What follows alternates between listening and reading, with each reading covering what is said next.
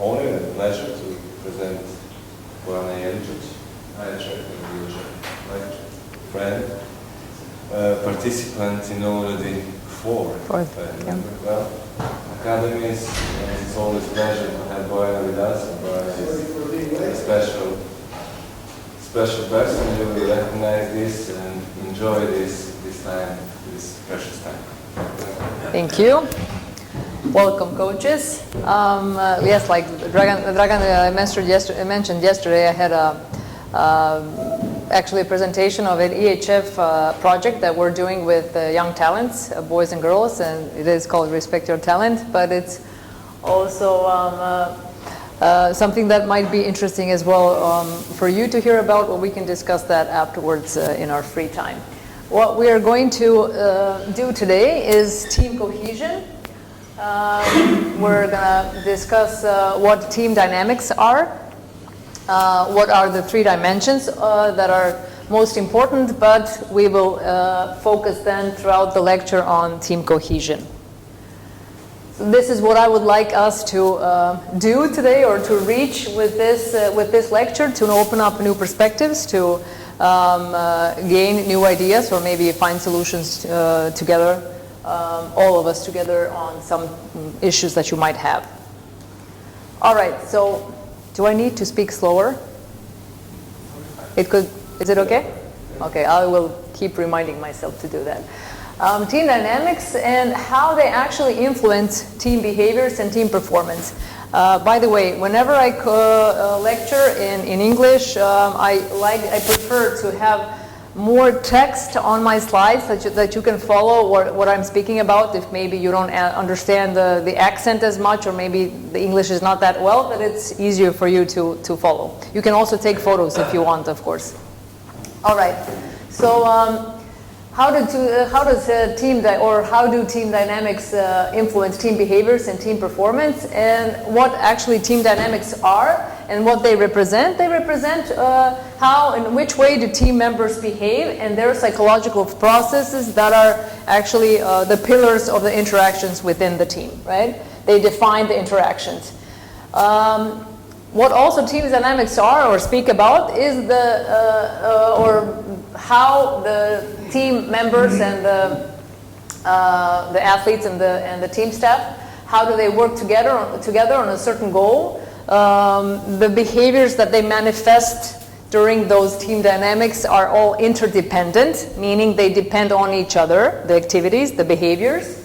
Of course, with all that, people also depend on each other. And from those interactions, we get the attitudes, we get the motivation and cognition.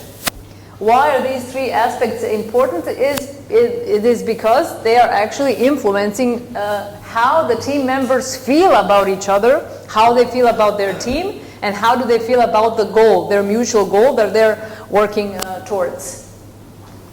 And in that constellation, they represent team dynamics. So the concept actually comes from group dynamics, from that term or phrase, which was mentioned by Kurt Lewin. So let's learn a bit more of a history of social psychology. He was a German American. He did some studies at the end of 19th, beginning of 20th century on interaction between individuals, and the man mentioned that group dynamics have actually consider the positive and the negative forces that we have within the group. We all know, no matter how much experience you have, we all know that we have certain positive energies and negative energies within our team, right? What we need to learn how to recognize them, and to know what to do with them. So how to work with them or work around them even. Because sometimes we react, sometimes we ignore them, right? Depending on what it is, of course. And so the three key dimensions of the team dynamics that we are mentioning here today are team cognition, and we will see what that is shortly, team cohesion, that we will speak more about, and team conflict, that I will mention shortly as well.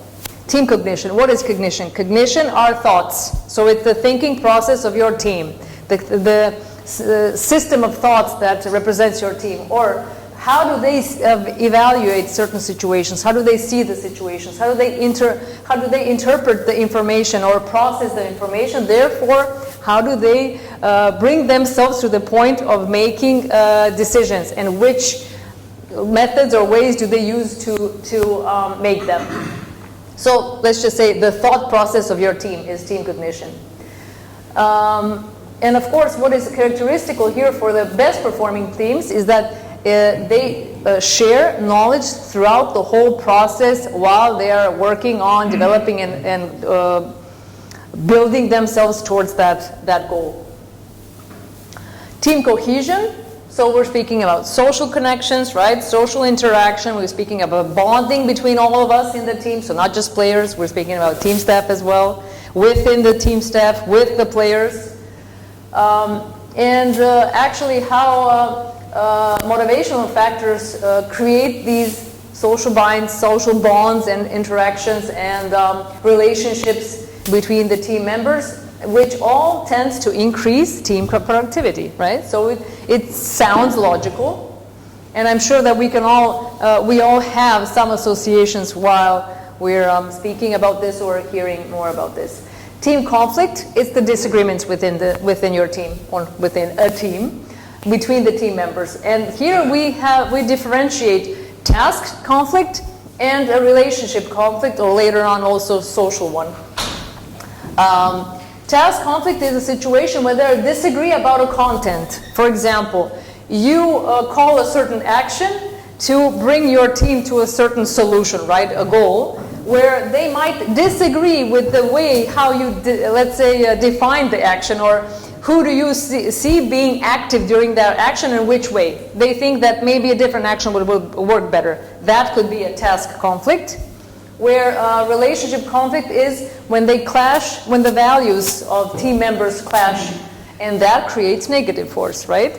So we have that social moments where they, let's say, either just basically like or don't like each other, or maybe they're playing in the same position, right? So then we have that conflict of values. I'm better than she is or he is, and so on. All right, but to understand all that better, we need to, or I like to start from the beginning. What is the team?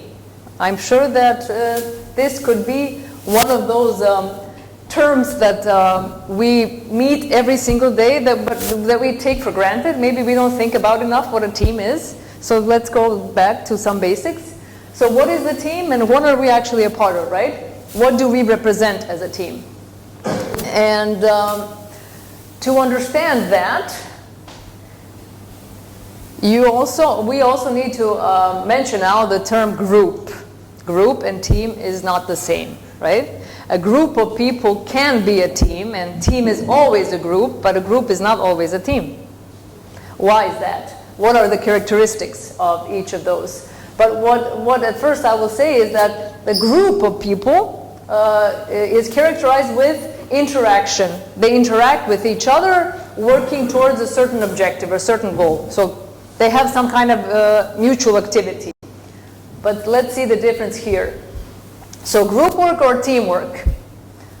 It was I actually didn't want to say anything with the photo of choosing dogs, but it was just interesting how they presented through this photo.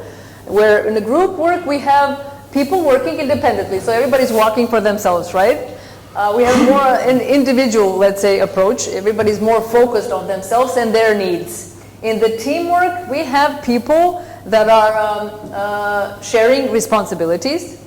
Here we have people that are motivated to achieve personal goals more, where over here they're more focused on the common goals. Of course, let's also mention that in our teamwork, we also have people that come from here. We need to recognize that, and we need to bring them over here. So it doesn't matter that we are part of a team sport, it's a group sport, but let's use the word team right now. It is a team sport, but yes, we do have ego situations. We have people that function more individually, although playing for so many years a group sport. So that's something to recognize, and this sentence or question of what's in it for me, we need to help them truly transform into what can I give to my team so that we can all be better and closer to the goal. So what does characterize a team in a sport? We all have a collective identity, right? We have a sense that we belong to a certain team, a club, national team, but we belong in that team. We identify ourselves in a certain way with that team. That's first. Second, we are aware that we have mutual goals, or we share goals with our teammates, actually with the whole club or a whole national federation, but now focusing more of, let's say, 30 of us. We share a purpose or goals. We have structured patterns of communication. That's also something that is specific. And to help you understand what I mean by that, I made this.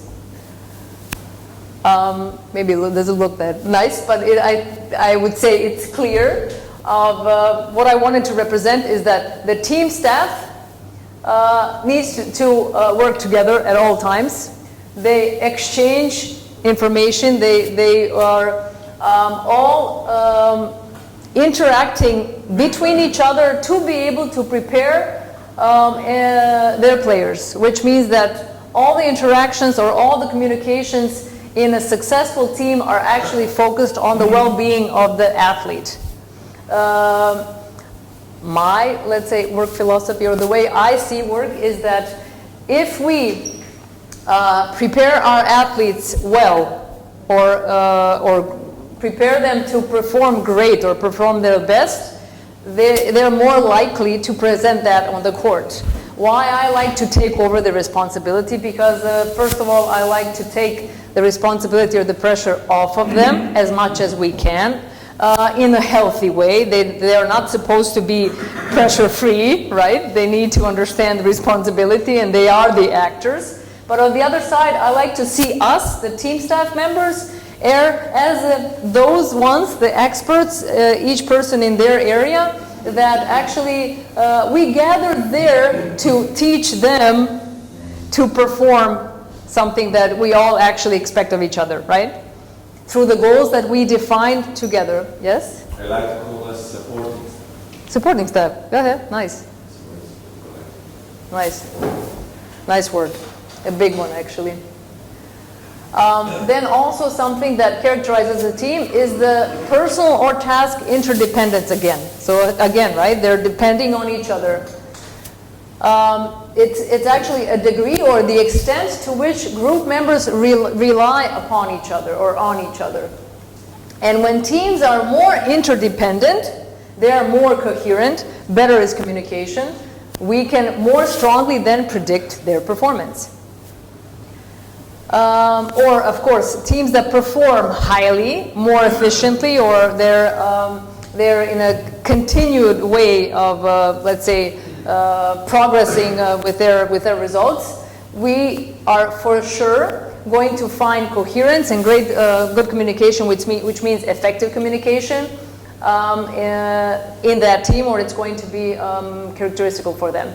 Task independence within the team is the extent to which the team members understand that they need to interact with each other to reach the task, where the personal independence is actually speaks about team members being focused on their bonds, on their relationships, knowing that they relying on your colleague, or let's say teammate, sorry, in the team, speaking on the court now, that in some, let's say, actions you're going to need to, in some moments you're going to need to rely maybe more on certain players in a certain action to get the action through and to score the goal or complete the action, maybe more precisely said.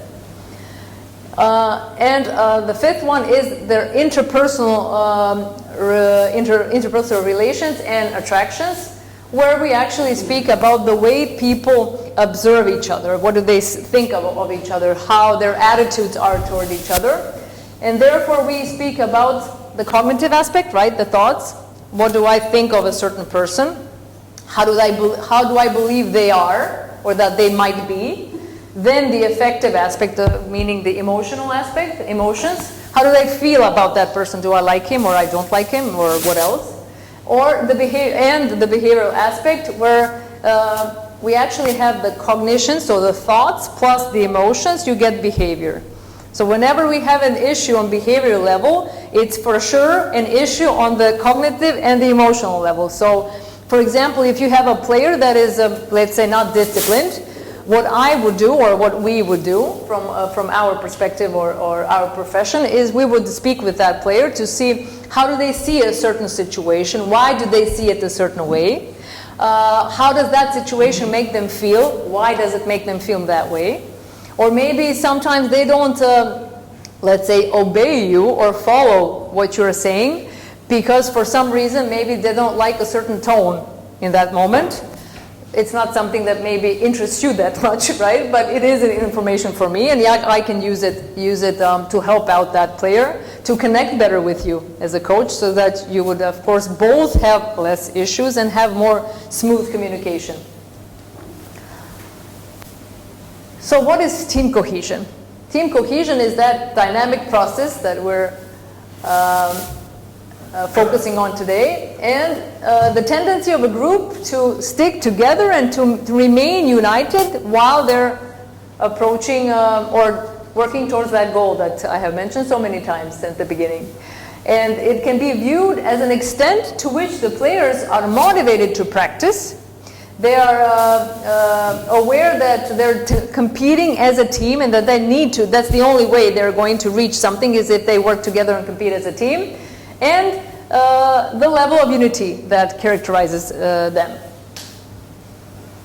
And as I mentioned a few minutes ago, I told you we're going to also speak about task and social cohesion here, where the task cohesion is the extent to which members of a group work together to achieve a certain goal. For example, when we, either on the seasonal level, but maybe more precise or easier to imagine would be a championship, where we are aware that we gathered for 4 weeks or 5, 6, if we count everything, to reach a certain goal on that championship in those 2 weeks. And what's important, of course, to understand from the beginning is, of course, you know your position, but what is expected from you on that position, what your role is, to understand why you have that role. Role sometimes has nothing to do with the position, but with your personality structure.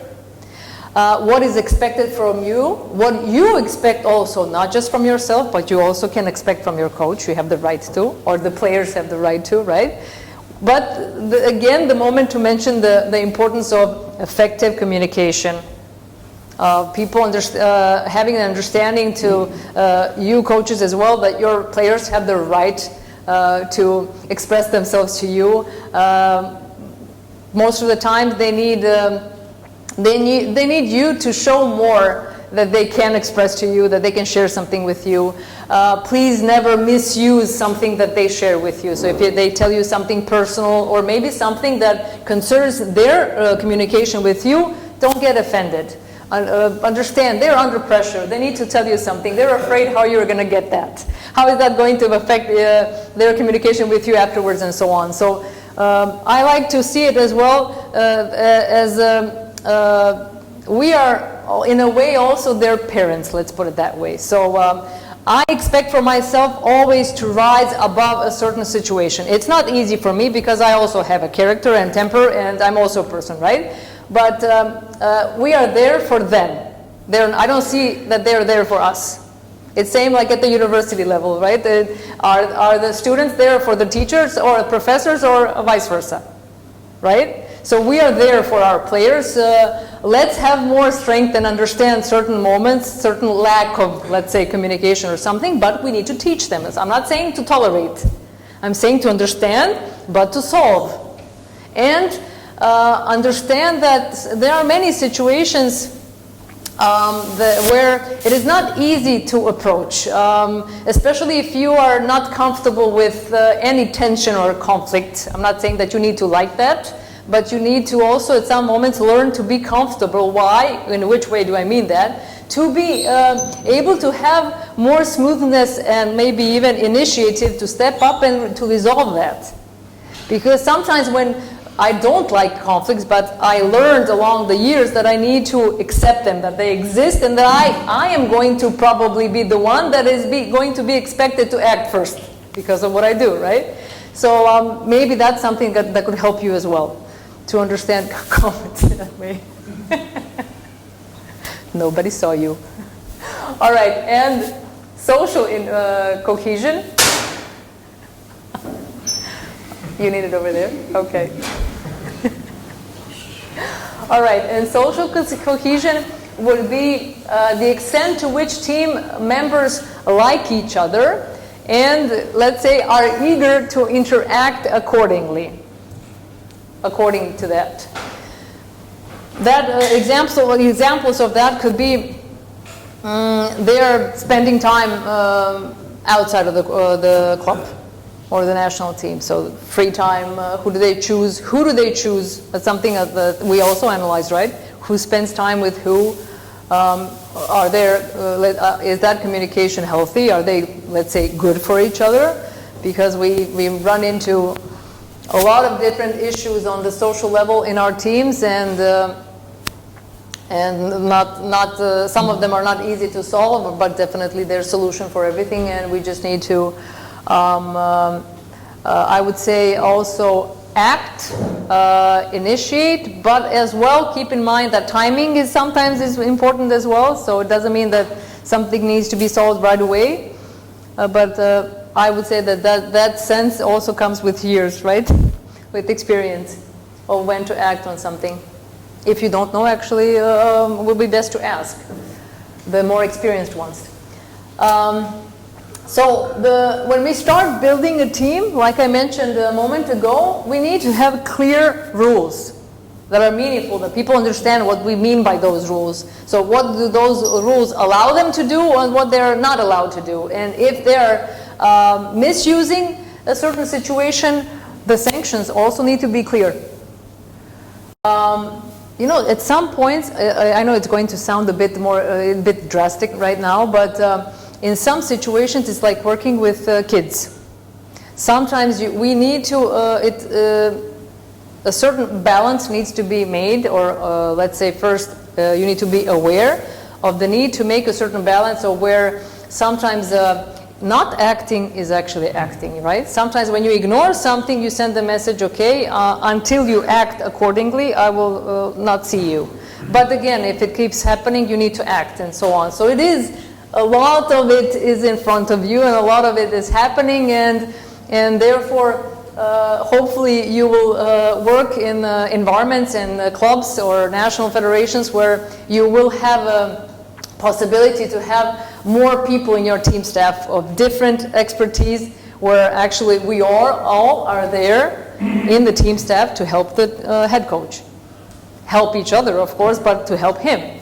Because again, as we prepare the players for the game, I also see that we all in the team staff prepare, in a way, our head coach for the game. Because those two groups, entities, the head coach and the team and the players, are those that are actually the only ones that are active 30-30, right? My action might happen before the game, in the halftime, and after the game. But during the game, somebody maybe can see me, and I can be some way of a support, or maybe have some signals, but it's between you and the players. We need to develop team goals, and it's important that we develop them together with our players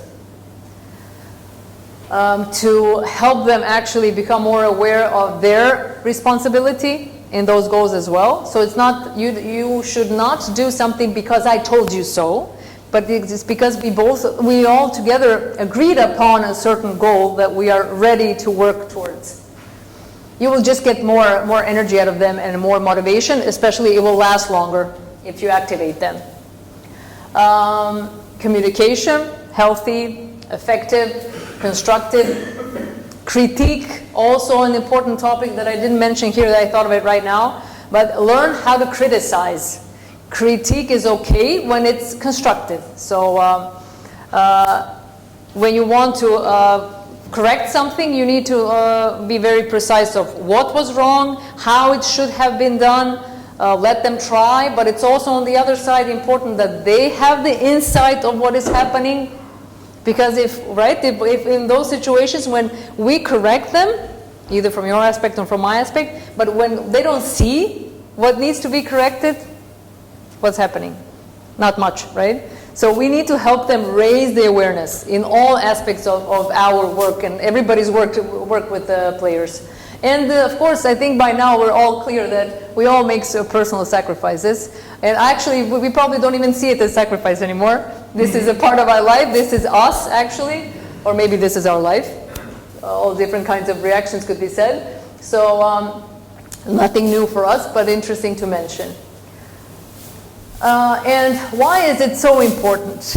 Because it has been found and concluded that it positively predicts the team performance. So if you have good, healthy communication, you have team cohesion in your team at a high level, you will most probably also have successful team performance. And in the case of coaches working with young athletes, or maybe some of us, for example, when I was in my last club, I didn't think I would have that much contact with younger players, with younger girls, but I did. Why? Because the club focuses on the younger generations a lot, preparing them for the senior team. But on the other side, we had Corona. And we started the season against Podravka with 7 or 9, with 9 players from, they were 17, 18 years old girls. So thank God we had them, right? So we had somebody to play with. In this case of young athletes, team cohesion is important because it is also positively related to the sport satisfaction, that they are satisfied in what they are doing in their sport. They have the wish, or they're motivated to continue their activity and training, and of course it positively also influences their youth development. And now I would like us just to stop a bit. You don't need to answer right now, but I just want us to stop and to think. And so now it's like reflecting on to you guys, or transferring it to you. What situations, think about, what situations did you experience of team cohesion, or I'm sure that you had in these almost half an hour some associations while we were speaking. So think about what came to my mind. What did that look like? What issues did I have? Or maybe we, in these moments, tend to think of issues, but let's think of positive moments. So what good examples or positive examples did I have? Which teams with great team cohesion I worked with or was a part of? What did all that look like? And in moments where you had issues, how did you handle that? Or who handled it? If you were a player then, who handled it? It doesn't have to be the head coach always, right? Again, as I said, the whole team staff is there to help that man or a woman. So sometimes other people from the team staff step up and solve some things, even when a psychologist is not present. So I don't like to use the word family. I mean, we don't have to be we are not supposed to be a second family. We are working, right? So we do have certain emotions there, but those emotions are sometimes, sometimes when a certain verbal message is sent to somebody that doesn't understand it completely, it might bring them a wrong way. So I tend or like to be more precise, especially doing what I do. I must be precise when I say things. So we are not a family, we work together, but having in mind how much time we spend together, sometimes it's more than with family, right? Maybe that's why people have started also using that term. But healthy communications, understanding that, especially with those that are functioning more individually, that that is, although they think it satisfies them, it truly does not satisfy those ego moments. Why? Because if that person was a truly individual of that kind, they would choose a different sport. So they actually, at the beginning or at the moment of deciding that they're going to start practicing or focus to professionally develop to the professional level in a team sport, they actually like the interaction. They like having more people around that they can rely upon or even maybe depend on and whatever, but have that interaction and together reach something. So, of course, I had many experiences of individuals in a team, speaking about handball right now. And in some moments, thinking of some names right now and examples, we have big names, like people like to say. So we have elite athletes that tend to seem as if they function individually. But it's important if they like the action, if they felt good about something and so on. So sometimes their helpfulness with all that experience a bit stops, let's say, and takes the dead end or the wrong way, and we need to help them come back a bit, to remind them of that it's about the team. So what I would suggest is that we start talking to our athletes. The experiences that I had so far, coaches are not talking enough. There's always more room. Of course, there's coaches who communicate more, but when I look in general now, these 17 years, we have space to work on. And what I would also suggest is maybe inform yourselves about communication. Google what is effective communication, coach-player communication. Just read about that a bit. You don't have to consult always a professional for something. Just get more ideas of what that means, what healthy communication means. Approach them either, yes? Well, sorry, I have a question for about talking to athletes. Okay. Especially now with the young athletes that are not used to communicate verbally as much as our older generations are. Do you suggest for coaches to use some app anonymous enquetes, like they can answer you on the phone or SMS or Viber groups, how do they feel, what do they think about the game they lost, some problem? Because in my experience, younger players, younger athletes, to be very more precise, they tend to open themselves much more on that kind of communication than on verbal, because that's modern generation. They live with the phone. Right. So if you ask them something, they say, I'm okay. But then when you text them, are you sure you're okay? They will open up more themselves. You could use that as well, but never not use communication. Because not to lose. In my experience, maybe like an additional tool, like an additional tool, maybe.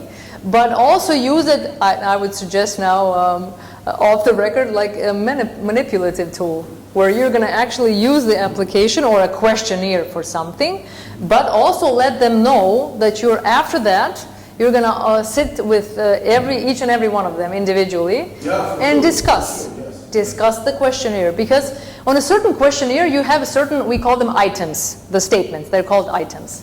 And somebody answers true or false, or I would never do that, usually, maybe, or whatever. What does that mean? Until you sit down and discuss with that person, how did you understand this question, this item? Why did you answer usually or mostly, never, always happens, and so on? And we call that item analysis. Until you do the item analysis, you have nothing. You have you have something, but it's not much. Until you do the item analysis, it's not much. So again, we're back to communication, right? But if you think that maybe, you know your players, if that could be a way, you find it useful, or maybe you ask them, they say, no, it would be interesting to try. Why not start with that? But yes? I have a little bit different opinion than Sale, because I think we are examples. And if we open our hand, they will come to us to communicate. If we open our heart, they will do the same. Then, let's be honest, don't underestimate this generation. They are a better version of us. They know better. They have to recognize that we speak truly from the heart, and they will start to communicate. To open them, yes, we should use the tools. But we should be examples. We cannot communicate with them and in the same way hide them behind our anonymous statuses and titles or roles. You know how they say, for example, or when they ask me, how is it to work with male or female athletes? Who tends to open up faster? It's not always the girls. It actually goes back to me, like yesterday, or I don't know if you ever thought about it, but our male players, they really have a need to talk. They maybe look like they don't want to talk, but trust me, they have the need to talk.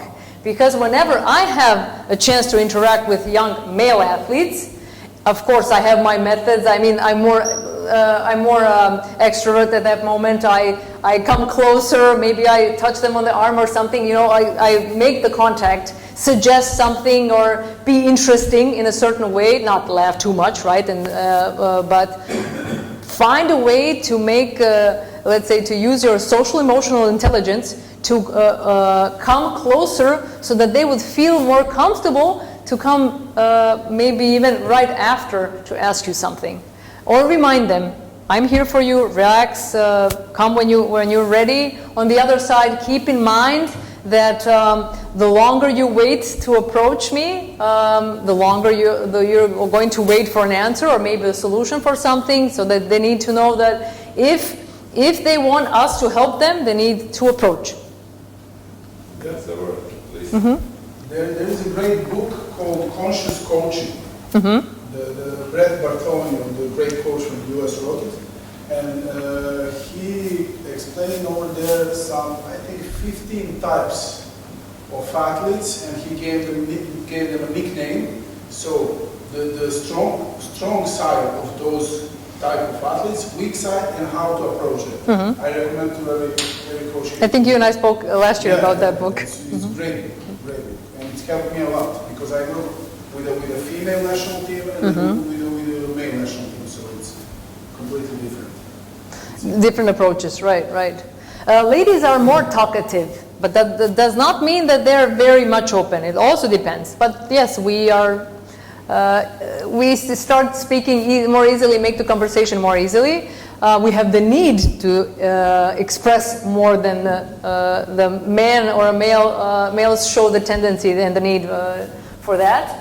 But again, I would say when somebody says the male players or guys, they don't talk much, they talk with me.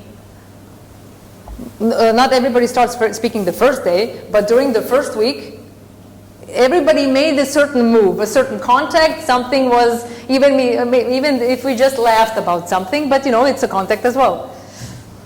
All right. So speak with them individually or maybe some group sessions. Of course, when you have group meetings, be very careful about what you ask them to express about and so on. All right, and then yes, listening. I was thinking now what I want to say. Listening, read a bit also about what active listening is. So listening is not just hearing. Listening includes thoughts and emotions as well. Okay, and after you gain that understanding, so you heard your players, you know their needs, you understand them better, some of the strategies that you can use to create, let's say, a sense of we instead of me in some teams, through some team building activities. We can speak about it afterwards as well if you have certain particular issues or cases that I can suggest solutions to. Let's say through that team building, make certain team slogans together or organize some social interactions and so on. These are simple examples. Of course, there's more complex activities that we can use. Then also offer them to discuss the roles. How do they feel about a certain roles? How do they see that? It does not mean that you're going to negatively influence your position of authority with that player in that team. No, you're not going to. Of course, it also means understanding and knowing how to handle that communication, because sometimes you can have the right content but at the wrong tone. And if you have the wrong tone, yes, you may interrupt or actually create an issue on that level of let's say, even respect or them seeing you as an authority. Okay, and the responsibilities, discuss that. So these are all questions that we can ask them to learn more about how they are. So who are we actually working with? All right. Again, yes, focus on the individual sacrifices and the team cooperation, how important that is for the team identity. Like I did today, repeat some phrases on the weekly base. They need to get used to some terms, some expectations of yours. Again, explain it all. And the importance of rewarding. So if they do something that you have stimulated or that you have taught them, reward them verbally, or if, I don't know if you're going to make some tokens or can give a candies. I'm joking with younger players for something, but we find a way to reward them verbally for something that has been done, that has been worked on, that somebody invested themselves into something, especially if it was tough for them, encourage them, and praise the effort and give them the positive, constructive critique or a corrective instruction. So team dynamics, team performance, how the team processes influence team performance is what we have been hearing about today. And just for the end, I like this. There's no success without a team, right? I'm sure that we, or at least I will say now, I will allow myself to say that I expect from everyone here to be clear with that either we function as a team or we better go home. Because we're going to waste energy, we're going to waste time, people are going to get hurt or injured, we're going to waste money, and maybe even somebody will injure themselves to the level that they're maybe going to stop training or need to have a change in their career and so on. So we can influence with the, let's say, small mistake, we can actually create an avalanche in somebody else's life. And then who's responsible for that, I would ask you. All right, so this is what I would like you to think about for the end and for maybe the next few days here. If you want to discuss, as I said, something more with me, I'm here tomorrow, the whole day. What is it that you have to work on more? Not just concerning team cohesion now, but everything. What would you say you have to work on more?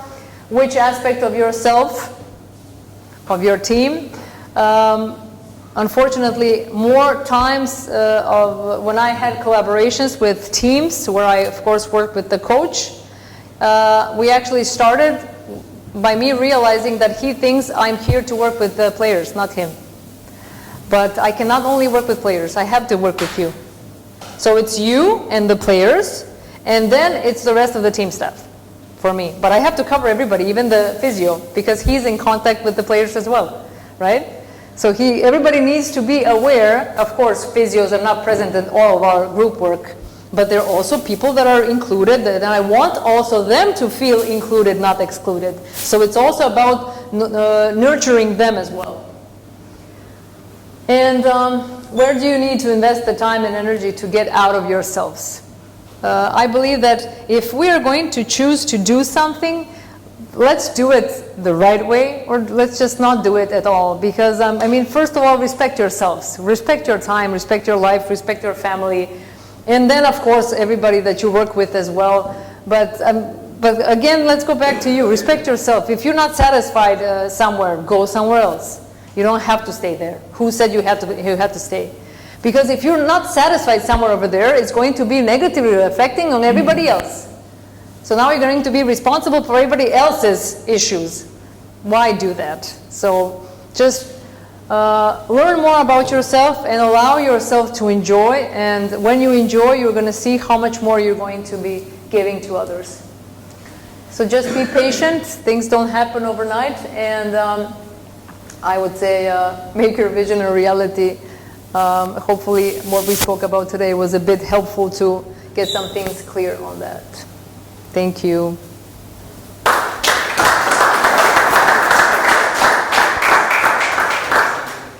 I have to apologize to this young, smart, nice, talented, energetic lady because probably I didn't represent Karina. She was in the last more than 10 years working with the handball teams, with the top level handball teams, with the Serbian national men's team playing in the final of European Championship 2012, with the female Serbian national team playing in the final of World Championship in 2013, with a huge role. Then with the handball national team, female national team of Croatia, then with one of the best female team, Montenegro, and also one of the best Champions League team, Business Podgorica. That means lady with a lot of handball experience, not just the team sport, even she was working in football and other sport.